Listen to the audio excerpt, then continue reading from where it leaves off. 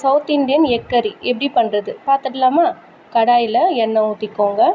அதில் மஞ்சத்தூள், மிளகாத்தூள், பெப்பர் தூள், கொஞ்சம் உப்பு போட்டுட்டு கொஞ்சம் கலர் மாறினதுக்கப்புறம் வேக வச்சுருக்க முட்டையை அதில் கட் பண்ணி போட்டு நல்லா ஃப்ரை பண்ணிக்கோங்க.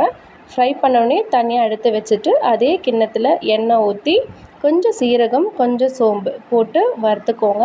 அது பொரிஞ்சதுக்கப்புறம் 2 வெங்காயத்தை குட்டி குட்டியாக கட் பண்ணி வச்சுருக்கேன், அதுவும் போட்டுக்கோங்க. போட்டு நல்லா வதக்குனதுக்கப்புறம் 3 தக்காளி அரைச்சி பேஸ்ட் மாதிரி எடுத்திருக்கேன், அதையும் அதில் ஊற்றி நல்லா கலந்துட்டு பச்சை ஸ்மெல் போனதுக்கப்புறம் மிளகாத்தூள், மஞ்சத்தூள், பெப்பர் தூள், கொஞ்சமாக குழம்பு மிளகாத்தூள் கொஞ்சம் போட்டு நல்லா கலந்துக்கோங்க. நல்ல ஸ்மெல் போகணும், ஏன்னா மிளகாத்தூள் ஸ்மெல் இருந்தால் ஒரு மாதிரி பச்சை வாசனை வரும். அது போகிற வரைக்கும் வதக்கிட்டு தேவைக்கேற்ப தண்ணி ஊற்றிக்கோங்க. ஊற்றிட்டு தண்ணி நல்லா கொதித்ததுக்கப்புறம் ஃப்ரை பண்ண முட்டையை அதில் போட்டுடுங்க. போட்டுட்டு கொத்தமல்லி, கருவேப்பிலை தூவுங்க. ரொம்ப டேஸ்டான சுவையான எக் கறி ரெடி. பண்ணி பார்த்துட்டு எப்படி இருக்குது சொல்லுங்கள் ஃப்ரெண்ட்ஸ். தேங்க்யூ ஃபார் வாட்சிங்.